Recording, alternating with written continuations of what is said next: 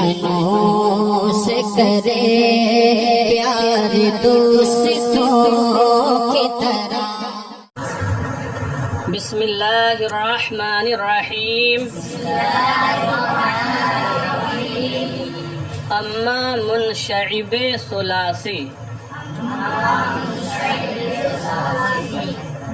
کہ درو حروف زائد نیز باشد. یہاں سے ثلاثی مزید فیہ کا بیان شروع ہو رہا ہے. آپ نے پڑھا تھا کہ رباعی ثلاثی کی دو قسمیں ہیں. ایک وہ جس میں حروف زائد نہ ہوں، دوسری وہ جس میں حروف زائد بھی ہوں.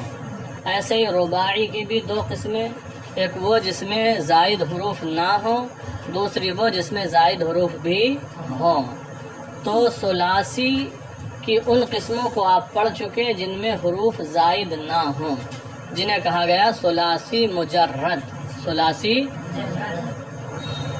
اب ثلاثی مزید فی کا بیان ہے، یعنی ثلاثی مزید فی وہ ثلاثی جس میں حروف زائد بھی ہوں. اسی کو ثلاثی مزید فی بھی کہتے ہیں اور ثلاثی منشعب بھی کہتے ہیں. اسی کا یہ دوسرا نام ہے. دیکھیں، اما منشعب ثلاثی، اور دیکھو منشعب کے اوپر ہی لکھا ہے مزید. رہا منشعب ثلاثی یعنی ثلاثی مزید فی بتا رہے ہیں وہ کیا ہے کہ درو حرف زائد نیز باشد، جس میں حرف زائد بھی ہوں، جس میں حرف زائد بھی ہوں. بر دو گوناست، دو قسم پر ہے. لیکن ثلاثی مزید کہ جس میں حروف زائد بھی ہوں اس کی دو قسمیں ہیں.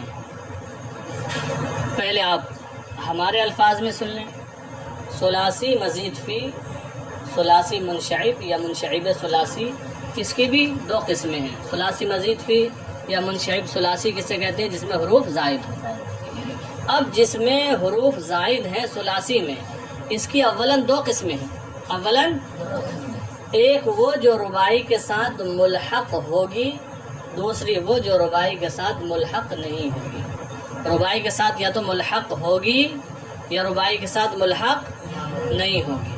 دو قسمیں ہو گئی. اولاً اب جو رباعی کے ساتھ ملحق ہے اسے چھوڑ دو، اسے لے لو جو رباعی کے ساتھ ملحق نہیں ہوگی. دوسری قسم جو رباعی کے ساتھ ملحق نہیں ہوگی، اس کی بھی دو قسمیں ہیں. اس کی بھی یا تو اس کے شروع میں حمزہ وصلی آئے گا، حمزہ وصل الف وصل آئے گا شروع میں، یا حمزہ وصل نہیں آئے گا. یا تو شروع میں حمزہ وصل آئے گا یا حمزہ وصل نہیں آئے گا. اگر ہم جس میں حمزہ وصل آئے اس کے 9 باب ہیں. کتنے؟ 9 باب ہیں. جن کے شروع میں حمزہ وصل آتا ہے وہ کتنے ہیں؟ 9 باب ہیں. تو بات سمجھ میں آ گئی. ثلاثی مزید فی کی بھی دو قسمیں ہیں، یا تو وہ رباعی کے ساتھ ملحق ہوگی یا نہیں ہوگی. اگر ملحق نہ ہو تو اس کی بھی دو قسمیں ہیں، یا تو اس میں حمزہ وصل آئے گا یا اگر حمزہ وصل آئے تو اس کے 9 باب ہیں. دیکھیں اچھا، تو منشعب ثلاثی کے جس میں حروف زائد بھی ہوں اس کی دو قسمیں ہیں. یا کہ آنکھیں ملحق برباعی باشد، ایک وہ جو رباعی کے ساتھ ملحق ہو. دوم آنکھیں ملحق برباعی نباشد، دوسری قسم وہ جو رباعی کے ساتھ ملحق نہ ہو. اما آنکھیں ملحق برباعی نباشد، لیکن وہ قسم جو رباعی کے ساتھ ملحق نہ ہو نیز بر دو گوناست، وہ بھی دو قسموں پر ہے. اس کی بھی دو قسمیں ہیں.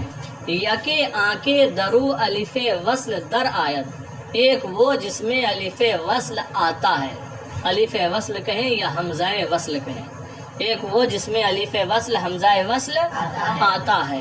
و دیگر کہ درو الف وصل در نیایت، اور دوسری وہ جس میں الف وصل نہیں آتا ہے. یہ دو قسمیں ہو گئیں.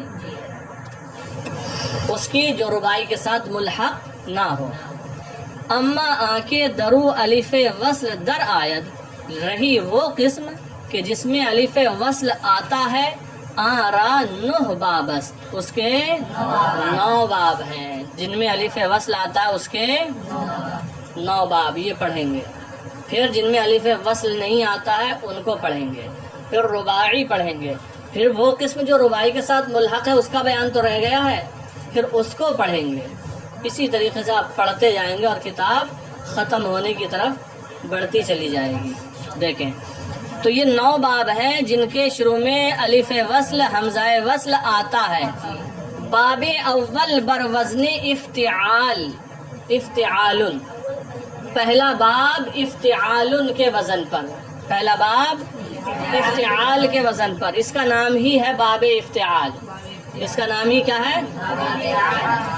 ہاں، باب اول بر وزن افتعال، پہلا باب افتعال کے وزن پر. اب دیکھیں افتعال کے وزن پر ہی مصدر آئیں گے. اچھا ہاں، ایک چیز اور رہ گئی، ایک بات وہ ہم بیان کر دیں. بیان شروع ہوا ہے ثلاثی مزید کا. بتایا ثلاثی مزید یا منشعب ثلاثی کہ جس میں حروف زائد بھی ہوں، اس کی 2 قسمیں ہیں. ایک وہ جو ربائی کے ساتھ ملحق ہو اور ایک وہ جو ربائی کے ساتھ ملحق. اب یہ جو کہا ربائی کے ساتھ ملحق ہو، اس کا کیا مطلب ہوگا؟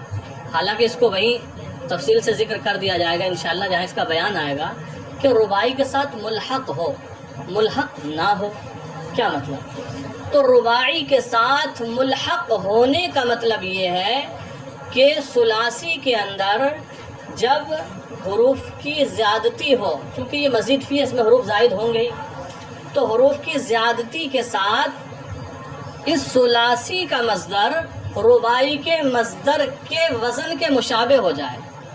ثلاثی کا مصدر ربائی کے مصدر کے وزن کے مشابہ ہو جائے، اس جیسا ہو جائے، تب یہ ہوگا کہ یہ ثلاثی ربائی کے ساتھ ملحق ہے. ٹھیک ہے؟ 4 حرفی ہو جائے، 5 حرفی ہو جائے. جب اس جیسے دح رجتن، یہ مصدر ہے ربائی کا، دح رجتن، تو اسی مصدر کے وزن پر ثلاثی مزید فی کا کوئی مصدر اگر آ جائے، اور آگے آئیں گے مصدر کئی آئیں گے، بار بار آئیں گے، تو مانا جائے گا ملحق. اور اگر بظاہر جو ربائی کا صیغہ ہے، فعل ماضی ہے یا مضارع ہے، اس وزن پر ثلاثی مزید کا کوئی صیغہ آ جائے تو یہ ربائی کے ساتھ ملحق نہیں ہوگا. جیسے کہ یہی ہے اجتنبہ ہے، پھر اخرجہ ہے، اخرجہ ہے، صرفہ ہے، قاتلہ ہے، یہ مزید فی کے وزن ہے. اخرجہ کتنے حرف ہیں؟ اور ربائی کی مثال ہے دحرجہ، کتنے ہیں؟ اخرجہ یہ ثلاثی مزید فی ہے، اور دحرجہ ربائی مجرد ہے، تو دونوں کا وزن ایک ہو گیا نہیں؟ اخرجہ دحرجہ. اخ پہلا مفتوح ہے، دوسرا ساکن ہے. دح پہلا مفتوح ہے، دوسرا ساکن ہے، تیسرے چوتھے پر فتح ہے، ایک وزن ہو گیا.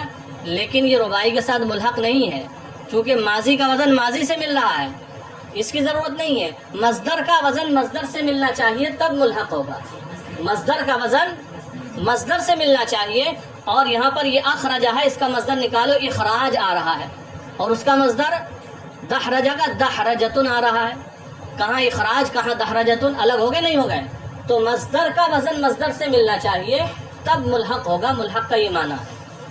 چلو دیکھیں تو باب اول بروزن افتعال، چوں الاجتناب، جیسے الاجتناب، الاجتناب کا معنی بیان کر رہے ہیں پرہیز کردن، پرہیز کرنا. تصریف ہو اس کی گردان. اجتنب یجتنب اجتنابا فهو مجتنب، واجتنب یجتنب اجتنابا فهو مجتنب. الامر منه اجتنب والنهی عنه لا تجتنب. اب آپ کی گردانیں نہیں تک چلیں گی، بس باقی کے صیغوں سے آپ کو آرام مل گیا. تو یہ اس کی گردان ہے. اب آپ اس کے صیغوں کو بھی سمجھ لیں. اجتنب، الاجتناب سے ہے، الاجتنابوں کا معنی ہوتا ہے پرہیز کرنا. تو اجتنب کا معنی کیا ہوگا؟ یہ فعل ماضی کا صیغہ ہے، پرہیز کیا اس ایک مذکر نے. یجتنب کا ترجمہ کیا ہوگا؟ پرہیز کرتا ہے یا کرے گا وہ ایک مذکر. اور اجتنابن کا معنی پرہیز کرنا مصدر ہے، پرہیز کرنا. فہوا مجتنبن یہ اس میں فاعل ہے، اس کا معنی کیا ہوگا؟ پرہیز کرنے والا. اب مجہول کا صیغہ واجتنبا، اس کا ترجمہ مجہول ہے، پرہیز کیا گیا. یجتنب اجتنابن فہوا مجتنبن. ٹھیک ہے. الامر منہ اجتنب والنہی عنہ لا تجتنب، تو پرہیز مت کر. آگے دیکھیں پھر وہی طریقہ جو پیچھے تھا، کچھ مصدر دیتے تھے اور ان کے معانی بیان کرتے تھے. دیکھیں الاقتباس، الاقتباس اس کا معنی ہے پارۂ نور چیدن. پارۂ نور، نور کا ٹکڑا، چیدن چننا، نور کا ٹکڑا چننا لینا. پارۂ نور چیدن، نور کا ٹکڑا چننا. پھر ہے الاقتناس، دیکھو سب افتعال کے وزن پر ہی مصدر. الاقتناس اس کا معنی ہے صید کردن، شکار کرنا. الاقتناس کا معنی شکار کرنا. پھر ہے الالتماس، الالتماس کا معنی دیا ہے، لکھا ہے جستن ڈھونڈنا، یا التماس کا معنی ہوتا ہے گزارش کرنا بھی، گزارش کرنا بھی ہوتا ہے. جستن ڈھونڈنا. التمس اور التماس جو اردو میں استعمال ہوتا ہے عام طور سے اس کا معنی لیا جاتا ہے گزارش کرنا، لیکن عربی میں جب استعمال کرتے ہیں تو اس کا معنی ڈھونڈنا. پھر ہے الاعتزال، یکسو شدن، یکسو ہونا، ایک طرف ہونا، الگ ہو جانا. الاحتمال برداشتن، اٹھانا. الاحتمال اٹھانا یا برداشت کرنا بھی ہو جائے گا. الاحتمال برداشتن اٹھانا. الاختطاف ربودن اچک لینا. ربودن اچک لینا جانتے ہوں گے، ایک دم سے لے لینا. ارے وہ اچکنا نہیں جو گاڑی اچک جاتی ہے، جھپٹا مار لینا کہتے ہیں، نہیں، اچک لینا ایک دم سے. الاختطاف یہ صحیح لفظ بتایا نا میں نے. ربودن اچک لینا، ایک دم سے رکھا نا کہ 3 تک گنیں گے، 1 2 جس کے ہاتھ آ جائے، جیسے 3 ہوتے ہیں سب طرف سے لاتے ہیں. چلے دیکھیں آگے دیکھیں باب دوم ہو جائے.